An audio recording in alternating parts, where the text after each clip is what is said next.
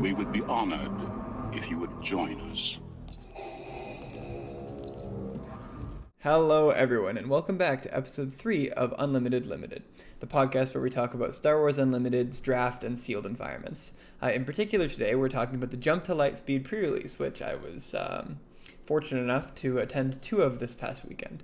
So let's get into my thoughts about the games I had and the implications that I think are maybe around the corner for draft now as we move away from pre-release. So the first night, the first rare that I opened was the, what's it called? Unity of Purpose, the double command one. So that was kind of, I had a bit of a chuckle. Very first pack, I open it, I see a legendary, because, who among us doesn't just like peek and see the rarity stamp before we actually look at the card? It's just a little bit of extra sauce. But I digress. Anyway, as the pool went on, I ended up getting 3 legendaries. I know they increased the hit rate, but that was kind of shocking. 2 of those 3 legendaries were pretty good. I got Darth Vader and Turbo Laser Salvo. I was super excited to maybe play both of those, possibly. So I ended up getting my whole pool out and trying my best to build a deck, keeping in mind all the things that I had thought of during my original set review or my pre-release primer. And I ended up settling on a Boba Fett green deck. So that's aggression, villainy, and command. Now, Boba Fett is a pretty strong leader.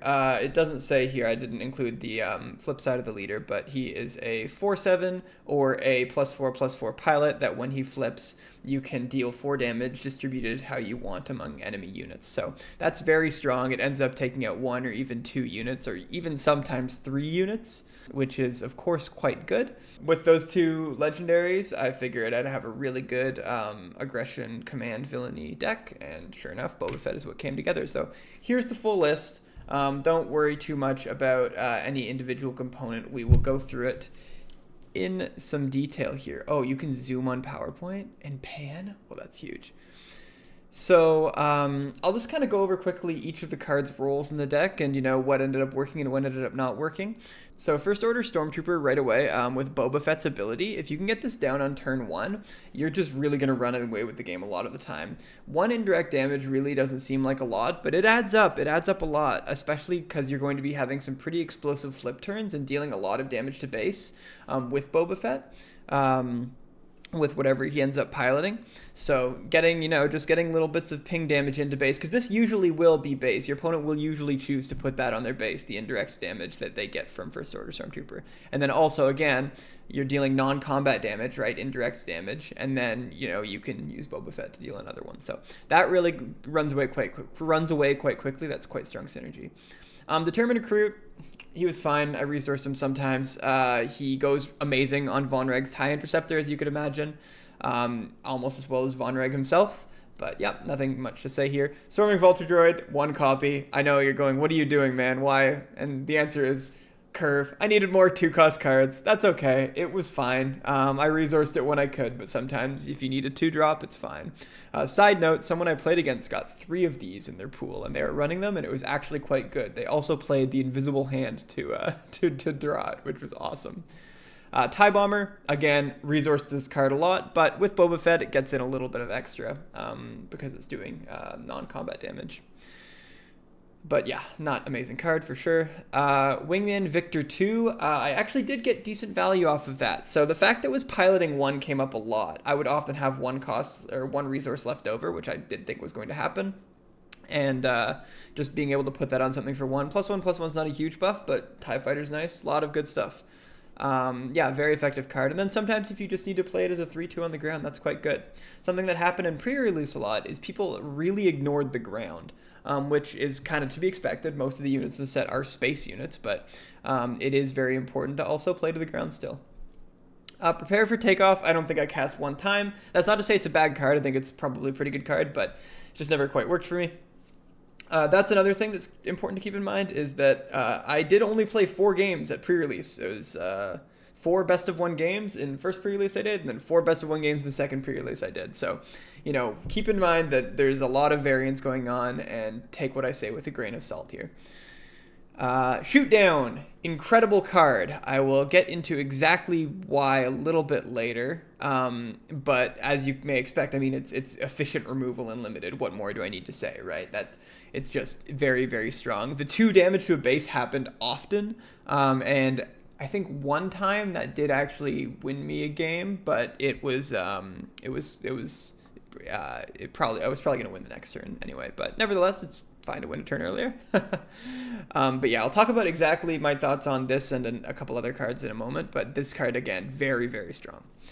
Eager Escort Fighter, I think I used once. When I did, it was good. I mean, it just felt like open fire, right? You use it and you deal 4 to a space unit and it dies because it only has 1 life. But I did resource it more than I used it. But when I needed it, it was good. Yeah. Homestead Militia, I think I also used one time. I was mostly resourcing this card.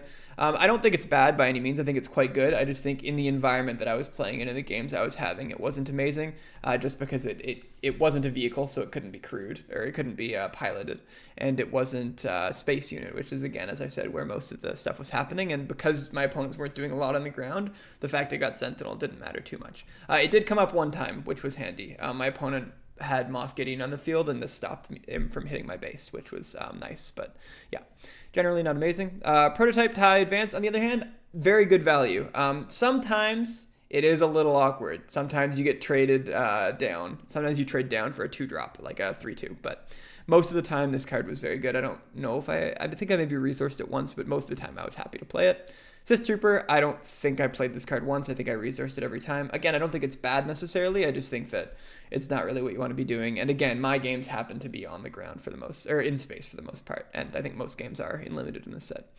Von Rig's High Interceptor, I think I only drew like once. It was good though when I played it, because my opponent, they must have been, traumatized by a previous opponent playing this against them, because they put a lot of resources into dealing with it. And I don't think I ever actually did get this pilot off on it. One of my opponents did once. But, that's sort of the dream. Other than, of course, Major Von Rag leader himself.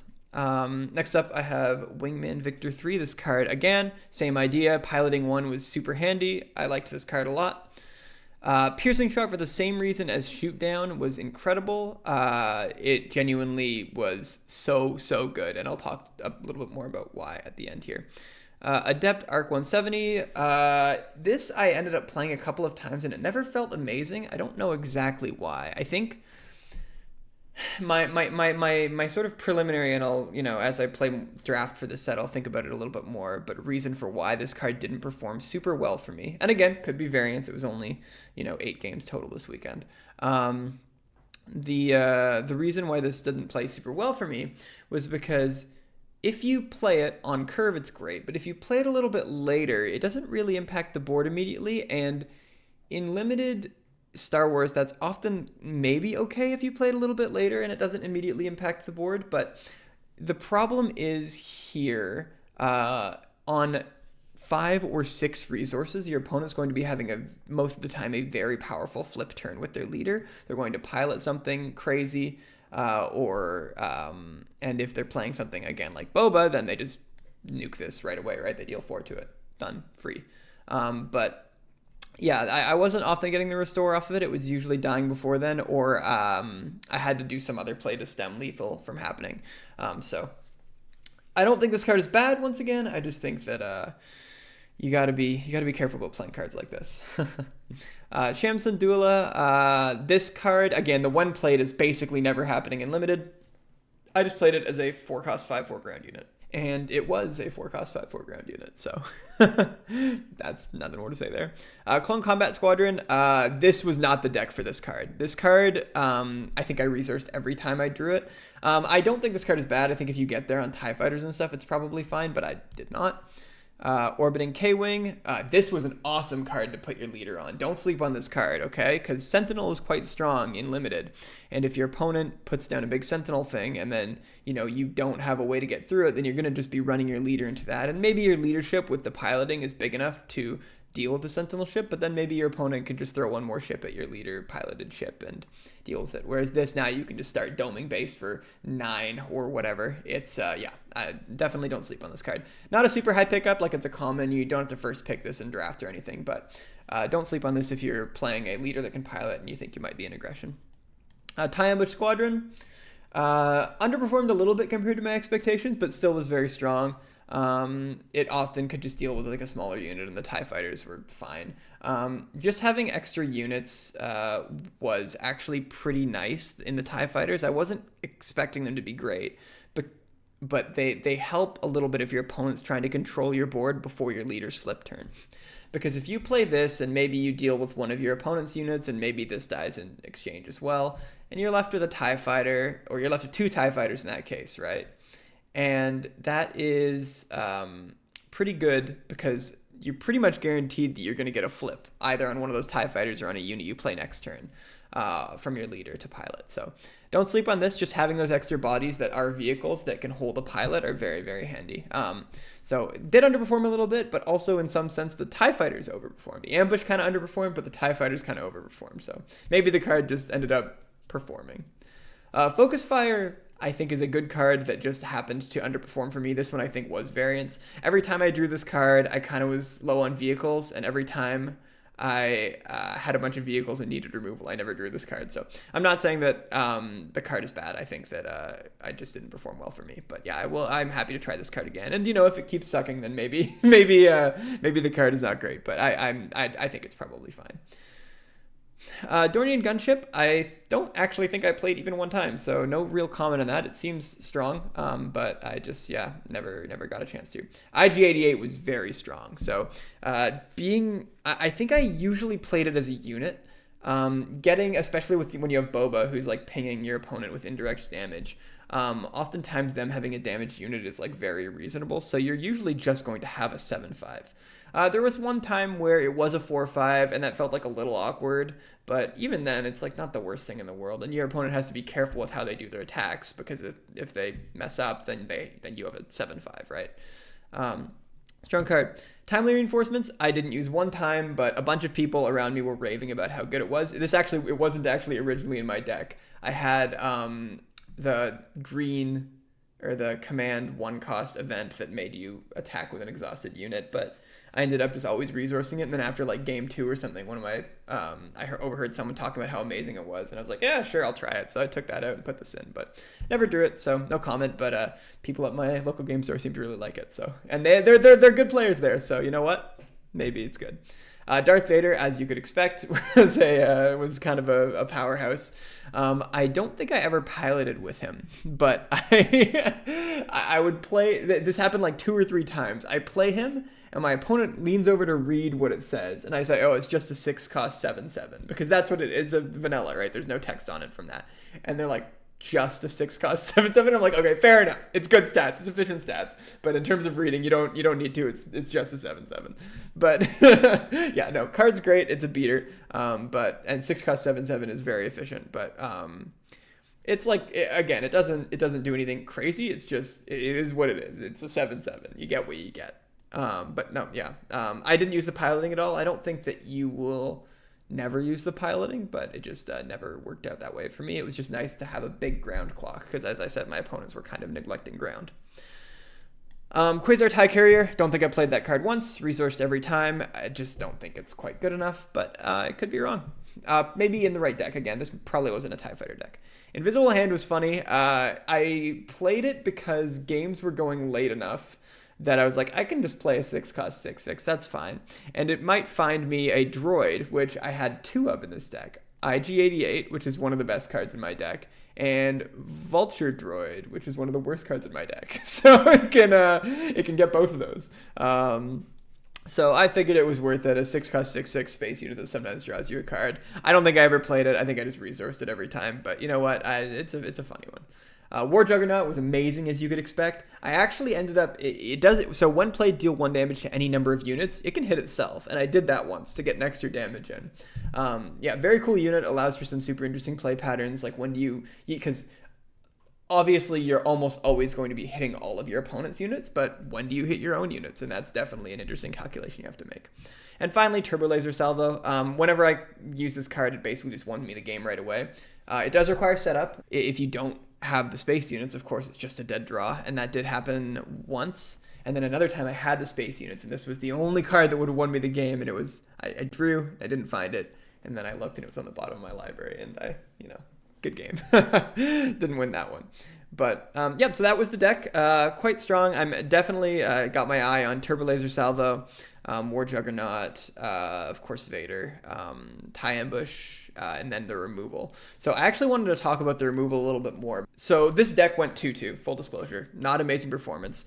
Some of the, whether it's sealed, so whether it was a player skill issue or a draw issue was a bit, or a deck building issue was, jury's still out on that. Could be any of those, but one thing I wanted to comment on was that shoot down and piercing shot, or just any kind of pieces of removal, were so good. And in my set review, I said removal was going to be really good because you're going to be able to 2-for-1 your opponent a lot, right? They put a pilot on a vehicle, and then you remove the vehicle, and then, oh no, not only have they lost the vehicle, but they've lost the pilot and the action and the resource they played for that and the card they played for that. Like, you're just ahead on so many axes, and that's all true. One tiny minor thing, removal like this often will not be able to kill units after the leader comes out, because the leader's usually a big enough buff to take it out of range of this. Or at the very least, they can't kill it by themselves. They need something else, a unit or whatever. But if you can keep control of what vehicles your opponent has before the leader comes out, then that is really, really good. There were many instances this past weekend where my opponent was coming up on their flip turn, maybe it was the turn before their flip turn, they had a vehicle, and I would just go, okay, I remove your vehicle. And then they would go, okay, sure, fine, I take initiative, and I would do my whatever, and then I would pass. And then they would start, they'd play a vehicle, and I would either attack one of my units into it or use another piece of removal. And then not only have they used up their resources on a play that probably wasn't their best possible play if they knew I had that removal, but now they can't even flip their leader into a pilot, so they have to choose to flip it into a unit. And of course, for example, something like Boba Fett, flipping it into a unit is not necessarily bad. Like a 4/7 is good, and that'll do work, but if you think about it, so if my opponent flips this into a 4/7 unit, and then I flip my Boba Fett into a +4/+4 upgrade in one of my things, I'm winning this game probably most of the time, right? And that happened pretty often. My opponents were coming up on their flip turn, and I would make slightly weird and maybe sometimes slightly unfavorable trades to keep control of vehicles, because even if I get to hit their tempo enough such that they have to delay their flip by one turn, or flip into a unit instead, that's really, really, really good for me. And every game I was able to do that, I ended up winning. So let's go and talk about Saturday night. So Saturday night, the two cards I wanted to showcase are Eject and Pantoran Starship Thief. So while I was on the train going to pre-release on Saturday, I got a notification on my phone that someone had commented on episode 1 of this series. And they said it was Quest 6000, and they said Eject also allows you to remove enemy pilots, including leader pilots. Could occasionally be removal as well. And I believe in my set review, I said that I didn't acknowledge that because I actually didn't realize that. So I read that and I was like, no way. And I Google Eject and open it up on database, and sure enough, I read it again. I'm like, oh my goodness, that's incredible. And then of course the first rare I open is Eject, and I'm like, amazing. So it makes the cut, and yeah, I'm not gonna say it's like the best card ever because it's not, but it got some work in, and perhaps more importantly, what it did is every time I played it, targeting my opponent's unit, they were like, can you do that? And I was like, I think so, yeah. And I would, I would give them the card, and they would read it, and they'd be like, oh my goodness. So I think I did it to 3 of my 4 opponents, and every time they were like, I don't know if you can do that. And I was like, have a look. It was awesome. It was so great. No one, I mean, it's pre-release, no one plays around cards anyway, but especially people don't play around cards that they don't actually know what they do, and I didn't know what this card did until I was on the train going to pre-release, so thank you, Quest 6000. I'm not 100% sure if it won me any games, but it definitely played a part, for sure. Pantoran Starship Thief as well I wanted to talk about, because it's similar to the removal I was talking about in the last slide. Yes, this card is just good on its own, right? I mean, it's in the set review, I think I thought it was fine. Like, you get to steal one of your opponent's units. Great, awesome. Seems fine. You're often going to be trading down. I think is a comment I made in the set review, and that's a real downside, but it's like, it's still fine. It's both removal and giving yourself a unit, but this is even better than that because a lot of leaders flip on 5 or 6. 6 was pretty common at my pre-release, but some do flip on 5. So if your opponent has a fighter or a transport that they're intending to put their leader on, they're not piloting it, you can put this on that, take it from them, and now not only have you removed their unit and gotten yourself a unit, but you've also messed up their tempo on their flip turn, which is really, really bad. And then also, even if they still have resources, maybe they play another unit, now you have a unit that you can just run into that. And maybe it's good enough to remove that unit. And maybe it's not, but it's close enough. It's like really close, and then you can do some other trades. Like this card ended up being really, really strong in terms of, again, stealing effects and limited are often strong.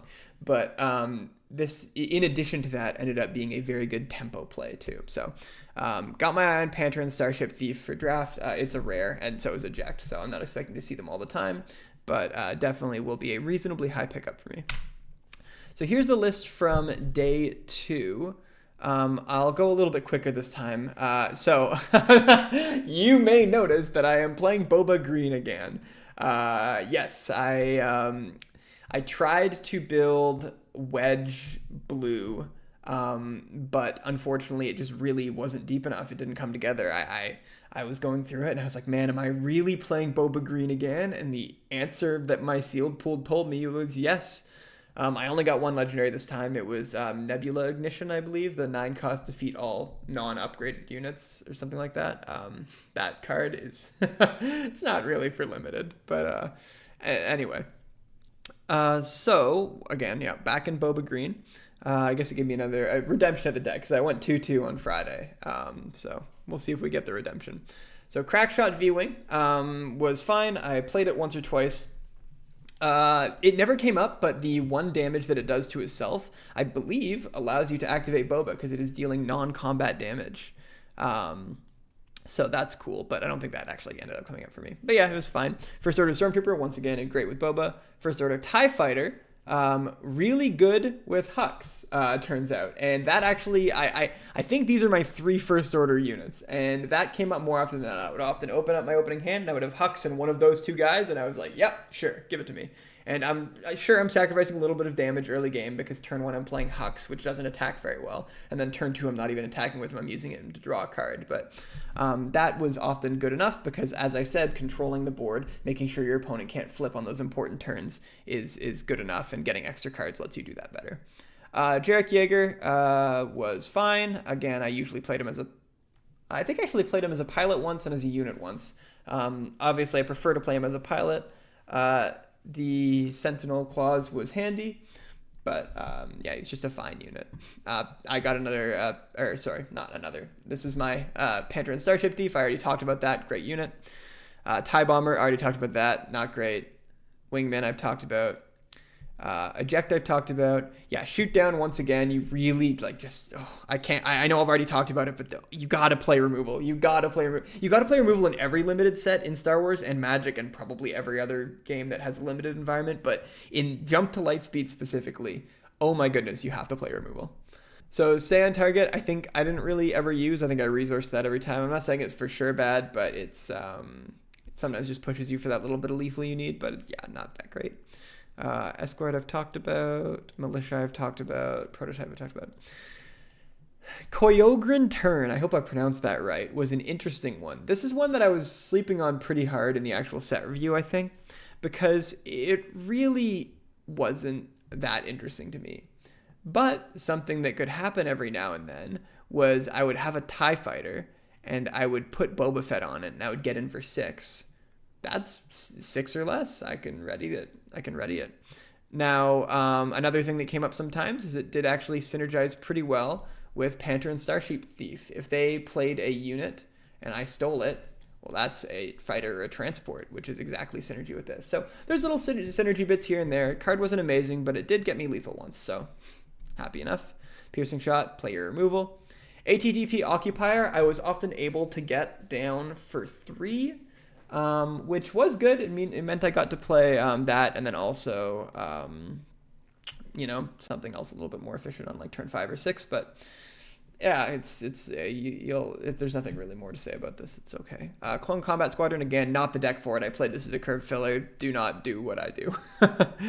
Decimator of Dissidents, kind of similar to ATDP Occupier. Like, it was fine. Nothing really to write home about. Overwhelm on a space unit that I can put Boba Fett on, though, was pretty handy for both of these. But yeah, that's nothing particularly deep. Rogue Class Starfighter was actually quite good. My opponents made pretty unfavorable trades into it, and my opponents were good players, and so I'm assuming based on things in hand, it was the right play for them to do. But for me, in the moment, it felt awesome. I'm like, oh, you're using your Von Reg's ship on this? Absolutely okay with that, right?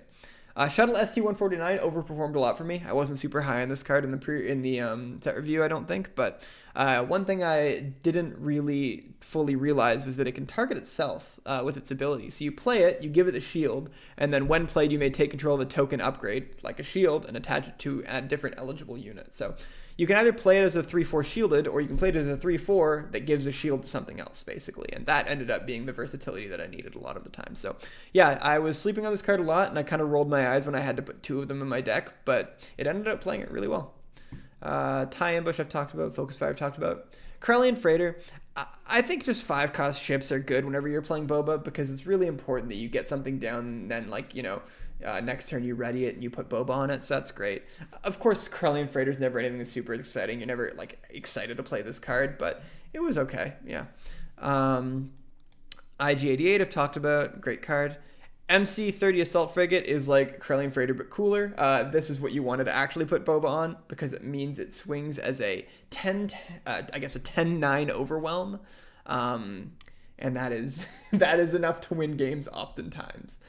Insurgent Saboteurs, I was being delusional about this card in the set review. I said this card's amazing, and I was right. I wasn't delusional. This card is great.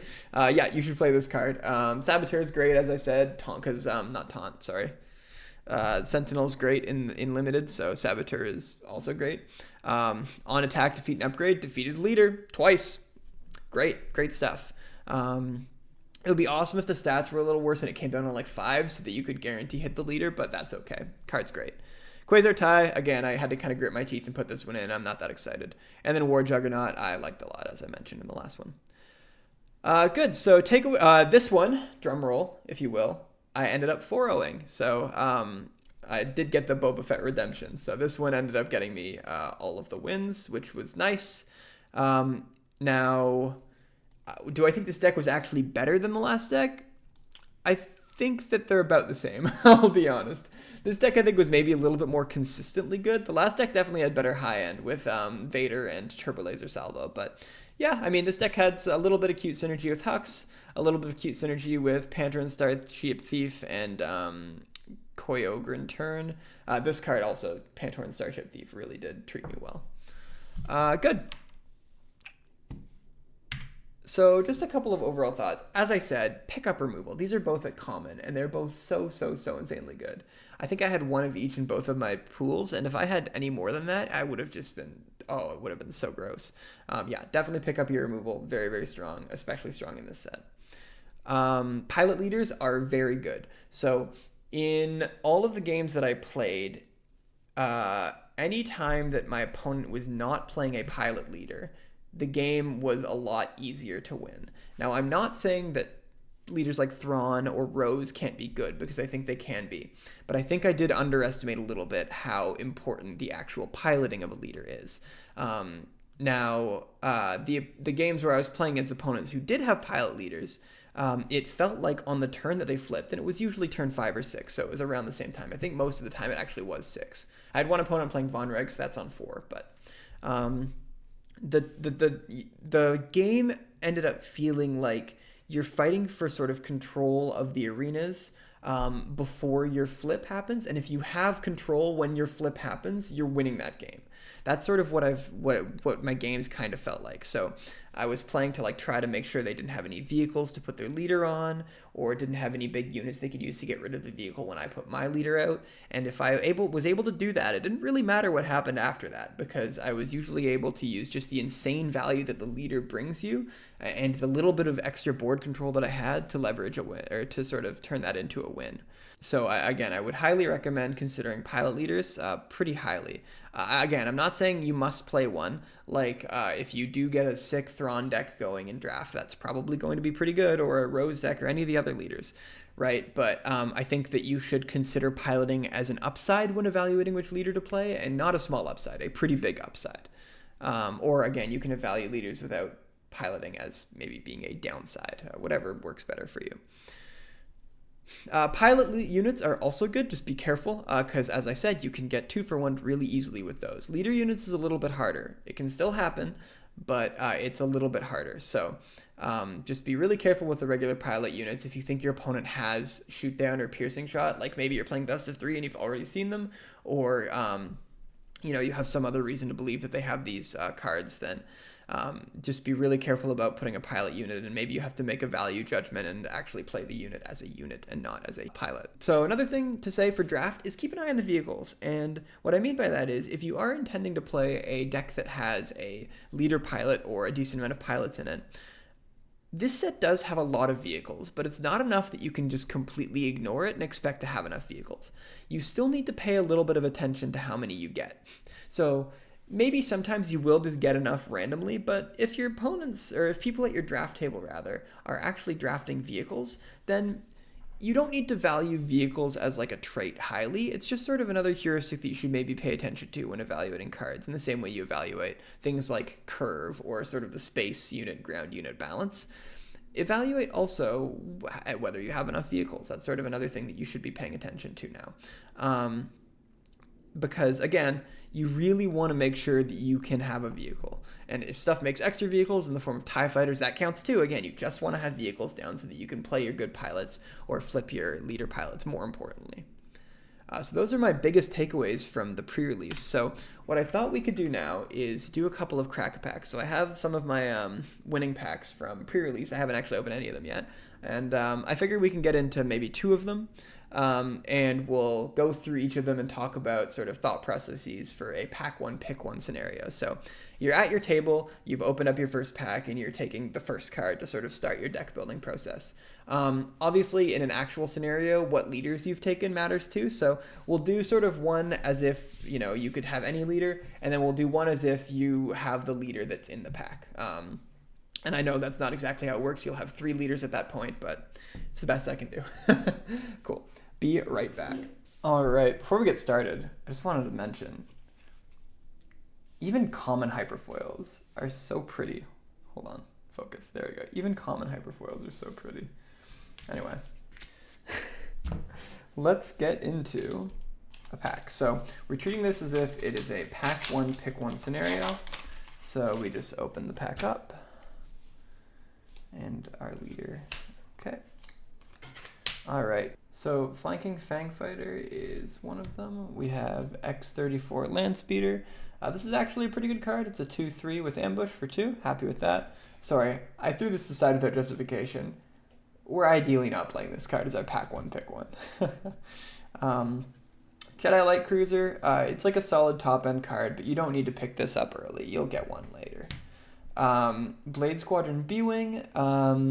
This one is one that I actually didn't see much this weekend. I do think it's pretty good, but ideally we're not taking it as our pack 1, pick 1. Same with the Academy Graduate. Didn't see it this weekend. I don't think it's bad necessarily, but we want to avoid taking that too early. Here we go. Here's some removal. So gonna put that back here as a contender. This is a decent pilot, has some synergy with Von Reg, as I mentioned, but again, we ideally can get those later if we want.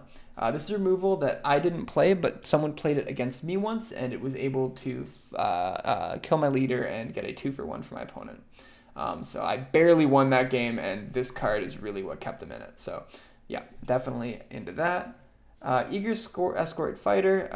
I would really reluctantly take this one, pack 1, and we already have things I would take over it, so I'm going to put that away for now. Wingguard Security Team.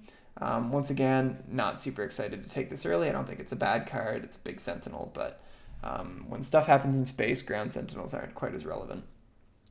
Kind of same idea. This is like cute tempo, but it's not quite what we want. It is removal, but you have to be a little bit careful. I guess best case scenario is hitting 2 tokens. Leia is a card that is very efficient, that action sheets, and that is just a solid unit. This is like a pretty happy pack one, pick one. Our rare is targeting computer. This is more of a build-around card. I would never pack one, pick one this unless I really wanted to just try to force it. But if, you have gotten some good indirect damage units and you think you can get there, then yeah, pick this up a little bit later. But I think that avoid pack one, pick one-ing this unless you just really want to do some goofy forcing. And then our foil is Barrel Roll. Fun card, but yeah, not a pack one, pick one. So in this pack, I think these are our contenders. So we have decently efficient common. I think this is the weakest of the 3, so I'm just going to toss that one aside for now. Yeah, we have Focused Fire, of course, which is removal. We have Leia, which is, I think, probably in a vacuum the best card in the pack. And then we have Out the Airlock. Now, here's the thing you have to consider whenever you're first making your decision is, yes, I think Leia is the best card in the pack, but Leia is also heroism and command. So depending on the leaders I have, I might not for sure be in heroism. Maybe I have one heroism leader, but maybe heroism is not open. So in Magic, there's a common wisdom in Draft about trying to avoid taking dual color cards or multicolor cards as your first pick. Now, you sometimes do it if it's like that much better than other cards in the pack, but generally you try to avoid it when you can, and I think this is a scenario where you actually can avoid it. So even though I think Leia is the best card in the pack, I think that because of her dual aspect cost, it's wiser for us to go with one that is only a single aspect cost, because if we're playing Leia, then both command and heroism need to be open, because we're never paying 5 for Leia. That's not what we want to be doing. But in Out the Airlock, only Vigilance needs to be open, or in Focus Fire, only Command needs to be open. So those are our choices will be between these two, I think. And between these two, I do think Out the Airlock is a little better. Based on this weekend, Command did seem pretty strong. A lot of people were in Command, but that might just be variance. So as of this moment right now, I think I would pick Out the Airlock as my pack one, pick one out of this pack. But I would be happy to take Focus Fire, or honestly, even Leia. Pretty strong pack, I think. All right. Let's do that again.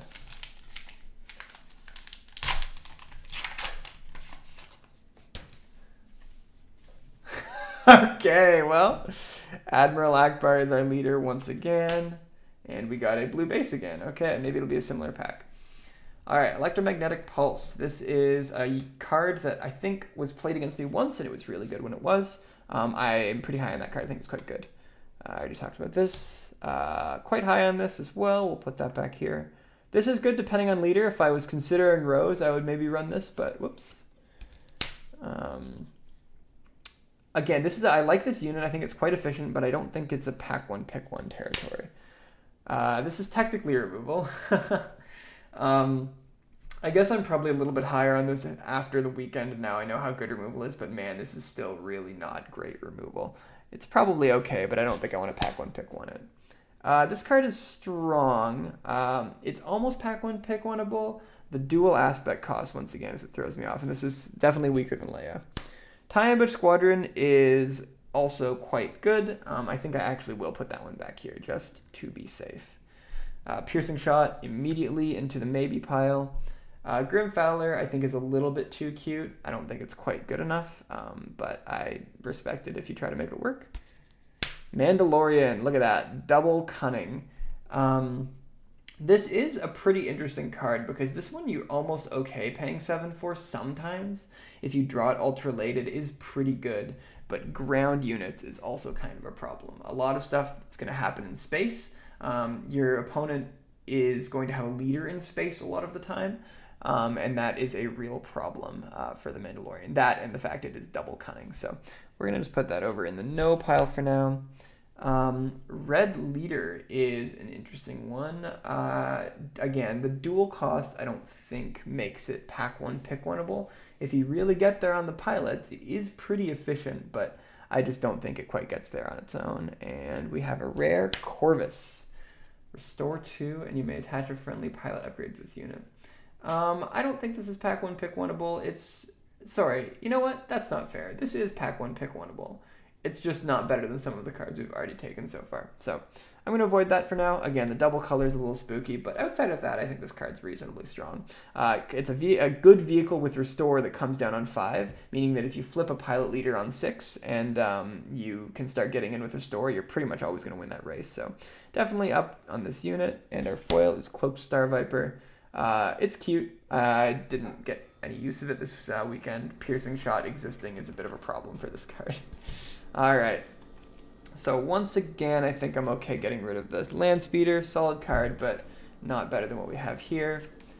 TIE Ambush Squadron is probably the strongest card in the pack, but the duel, it's not strong enough that I'm happy to consider the duel over it. And then I think Piercing Shot is just stronger than Electromagnetic. This is 3 to anything, and this is 2 to a very specific class. Now, it's a pretty broad class. Vehicle hits a lot, but I am still happy to take Piercing Shot. So far, both of them have been removal. I am actually let's do a third pack. We'll see if it can be not removal. All right, pack 3, another R2D2. Let's see if we get another Admiral Akbar plus blue base. Oh, Major Von Regs. This one's cool. Flips on 4, so I'm immediately kind of interested in this, but we're not drafting leaders at the moment. We got a green base. Swarming Vulture Droid. Very funny. Not pick oneable. Black Squadron Scout Wing.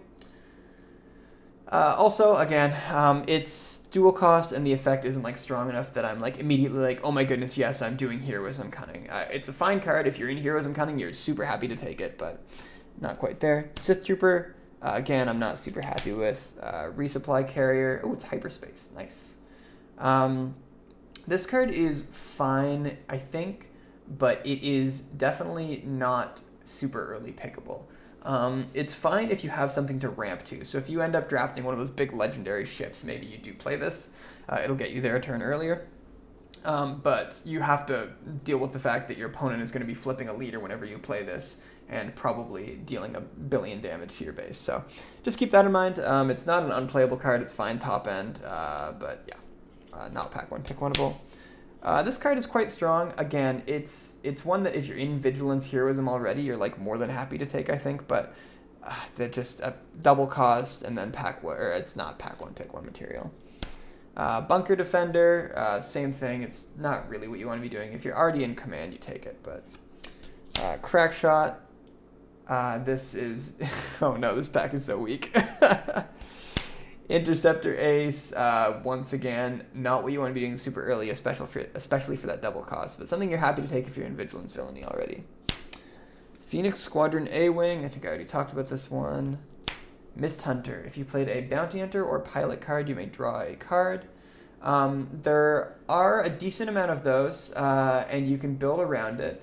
Generally, I wouldn't want to pack one, pick one this card. It is double aspect, and it's not quite strong enough to justify that, but this pack has been so weak, I'm going to put that back here for now. Timely Reinforcements, here we go. So this one, again, everyone's telling me is really strong, so I have not yet seen it play out, but it does read pretty good, especially on your opponent's flip turn. Let's say that's 6 resources, which is going to be pretty common. You can play this and kind of stop them for a few turns while you do your own stuff. Or sorry, I guess you only stop them for 1 turn. They only get Sentinel for a turn, but that's you know, pretty good tempo for you. So we'll put that back here. Biggs, a very versatile pilot. So 3 cost, 3/4, and then he is piloting 1 and gets different synergies based on whether it's a pilot or a fighter, transport, or speeder. Yep, fine card. Again, double aspect is a little scary, but again, this pack's been a bit weaker, so let's throw that back here. Invisible Hand. Funny card, not pack one, pick oneable at all. So 6 is good. I mean, it's a 6 cost 6/6 that draws you a card if you've built your deck okay. I say built your deck okay. There's only a few droids in the format, so there's not actually that much you can do. But if it gets you a Vulture Droid or an IG-88 like it did in my case, then that's fine. And our foil is, a rare. Close the shield gate. Choose a base. The next time damage be dealt to it this phase, prevent that damage. That is way too niche of a situation for limited. So it's between these three. Fine specimen here. I'm glad we didn't just get like an auto removal pick here. This one is a bit difficult. So this decision is influenced somewhat by leaders. If I have a cunning villainy leader or an aggression heroism leader, maybe that sways my decision. I think the strongest card in this scenario probably is Mist Hunter. It does have the downside of being villainy, and if your opponent, or not your opponent, sorry, if everyone at your table is already in villainy during the draft portion, then you might have to pivot out and just not play this, and that sucks, but it happens sometimes. But I think this card really runs away with games pretty easily. There's not an insane amount of bounty hunters, but there are a decent amount of pilots, and oftentimes, you know, your opponent will have to scramble to get rid of this, or you will just run away with the game. You play a pilot, you draw a card. Maybe you draw another pilot. You play another pilot onto another unit, you draw another card next turn, right? Like, just drawing an extra couple of cards off of this, like, just will get you so much ahead of your opponent here. And a 3-cost 3/4 is just a really efficient unit. And it holds a pilot quite well, and especially if it's like a leader pilot, right? You play this out, and then you flip, maybe you play this on, the dream would be something like play this on turn 2, and then flip Von Reg into a pilot and pilot it. And then get in, and you're attacking for 6 on turn 3 and drawing a card. Like, that's that's pretty nice. And it's a leader, so it's difficult to remove. Of course, that's kind of a dream scenario, but, you know, sometimes it will happen that you'll get a... just like to put a leader pilot on this the turn after you play it, and then you get to do the attack. And that's why I think it's probably the strongest card there, but I'm open to criticism on that. You know, maybe you want to stay open and take the timely reinforcements. Maybe you see something in bigs where you just think, yeah, this is a super great unit. And I agree, it's a good unit, but yeah, I think I'm on the Mist Hunter there. Great, so those are our pack one, pick one scenarios for today. If you guys liked that and liked hearing my thought process for going through those, then I'm happy to do more of those. I have lots more packs from pre-release. I don't open my prize pack so that I can use it for things like this. So thanks for tuning in to episode 3 of Unlimited Limited, and as always, may the force be with you. So what I told you was true, from a certain point of view. A certain point of view?